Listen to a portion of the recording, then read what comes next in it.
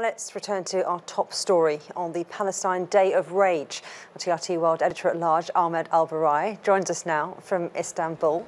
What's your assessment of what's been going on, the reaction that's been going on in those holy of holy places in Israel, in Palestine, in the occupied territories?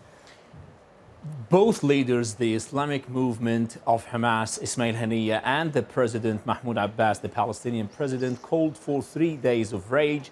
Today was the third one, and today is the anniversary of the first intifada that happened in 1987. Today, the Palestinians, most of them in most of the cities, took to the street. It was peaceful. It was not as expected.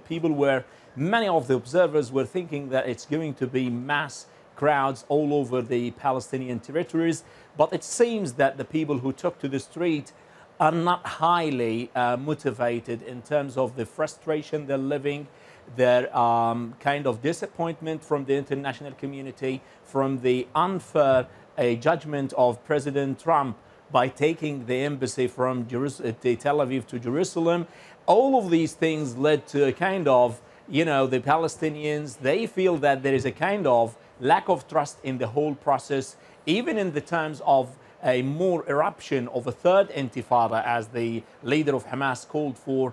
It seems that the ground is not appealing to what Ismail Haniyeh is asking for, maybe because of the whole region already in fragile. It's a kind of turmoil in the whole Middle East, so the region is not ready for more violence.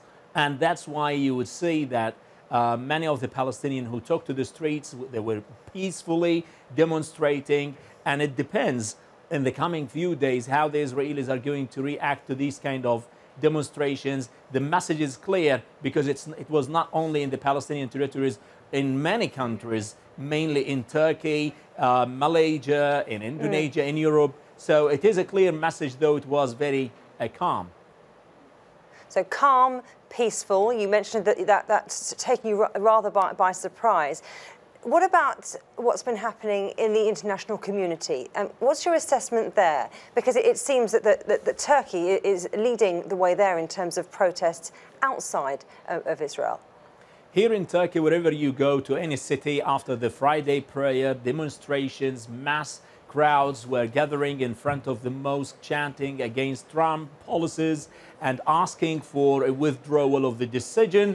The president on the formal official level asked for an assembly of the Muslim leaders next Wednesday here in Istanbul in order to start some measures on the ground in defiance of this decision, because for Turkey, for the Muslims, it is a kind of a provocation, inflammatory decision that Donald Trump has taken, scrapping all the worries and concerns of not only the Palestinians, but all the Muslims, even the Christians and other Jews who are demonstrating against this kind of act. Because at the end of the day, Jerusalem is a place for all religions, for 3 Abrahamic religions. So it should maintain the status quo as it used to be for the final decisions. It shouldn't be a unilateral decision taken by the President of the States. There must be a kind of consensus among all international community leaders.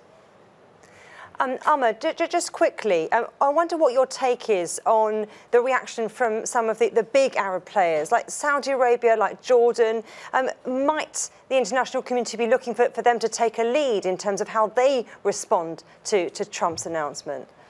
According to Israeli media outlets, the Saudi Arabia, Egypt and Jordan, they already been notified. Even President Abbas was telephoned by President Trump, and he already knows that this is going to happen. So the people on the street, the news and the social media, the activists, they're all frustrated by the official response of the Arab leaders. So Ahmed, I have to interrupt you there, but the news continues on TRT World.